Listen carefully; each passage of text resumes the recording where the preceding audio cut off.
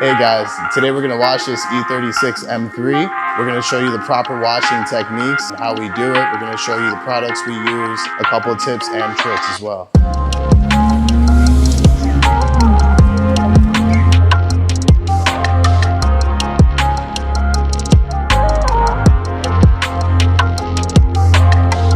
So before we start anything with the car, we're gonna show you guys how we prep the foam cannon, how much soap we put in there, and then the rest is just water.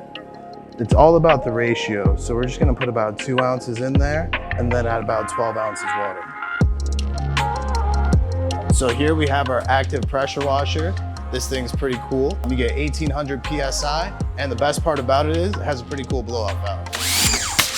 And then we also have the MTM handle here. Short handle makes it pretty easy to use. Get below things, everything like that. Before we actually foam up the car, we're gonna thoroughly rinse it. And if you notice, the wheels are already clean. If you wanna see on how to clean wheels, check out our previous video with the link below. My buddies here are gonna help me out.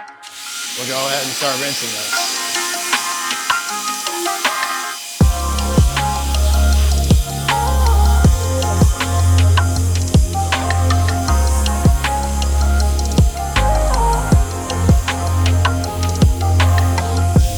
Time for my favorite part of the wash, and we get to foam this bad boy up.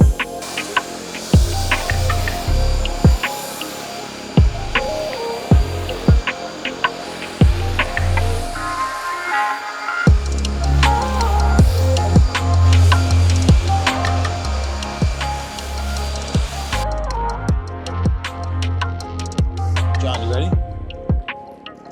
Okay, cool. So we're gonna dip the mids first. And then we always like to start from the top first. So it's better to just take deep, long strokes, side to side.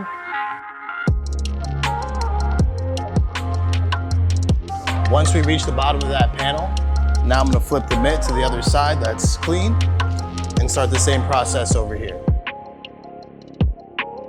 All the dirt's traveling down, making my job easy. Now we're gonna clean the mitt off and then dip that mitt right here back in some clean water with some soap. Have it nice and lubricated to do the next panel.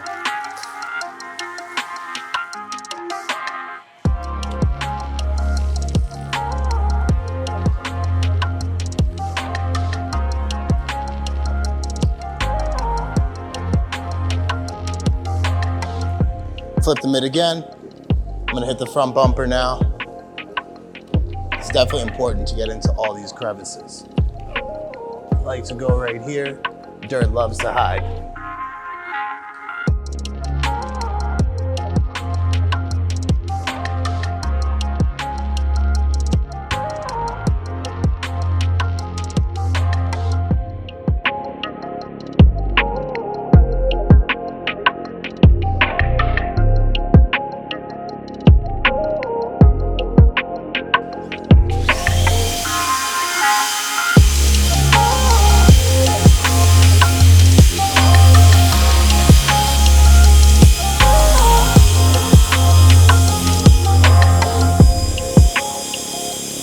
Gotta get John wet. That's really important. Cool, now that we've rinsed the car down, we're gonna hit it with Sonax on every panel. What this does is not only a sealant, so it's gonna beat off water, but it's also gonna be a drying aid to help us dry the car way faster. Check this out. Just use one spray per panel. This stuff emulsifies quickly. You don't need a lot. Less is more.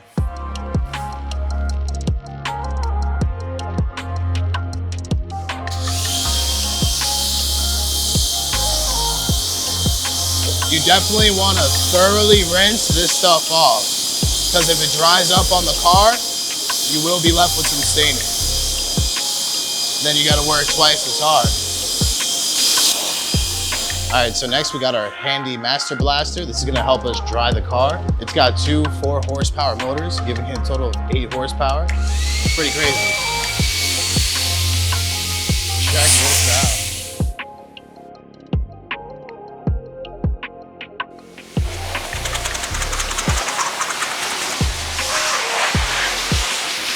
Now that we've dried the car, the next step is gonna be to use this P&S Bead Maker. Even though we already put a sealant on the car and it's gonna keep it hydrophobic, we think that this keeps it way softer to the touch and adds an extra layer of hydrophobicness. Check this out. So we're gonna take our 400 GSM microfiber towel. That's a pretty soft towel for you, those of you guys that don't know. And we're just gonna work it in real quick. Wipe it on. Now I'm gonna flip to the other side of the towel and just even it out. It takes away any streaks that were left behind. And I wish you guys could feel that. It is super soft to the touch. So now that we've wiped down the whole car with Bead Maker panel by panel, we're gonna go ahead and apply our favorite tire shine, which is this wet tire shine. It's super cool. It's actually dry to the touch once you spray it on. Shout out to KP Car Care for always holding it down for us.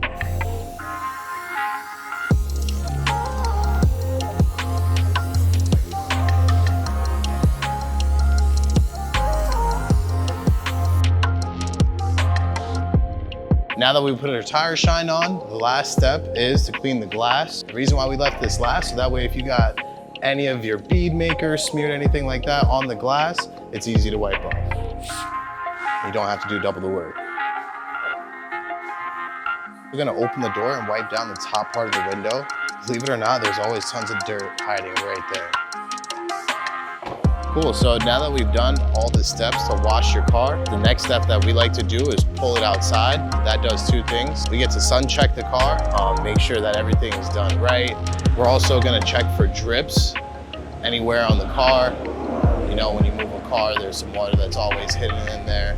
So now that we've checked over the car and checked for drips, last step is to enjoy your ride, hop in and take it for a spin.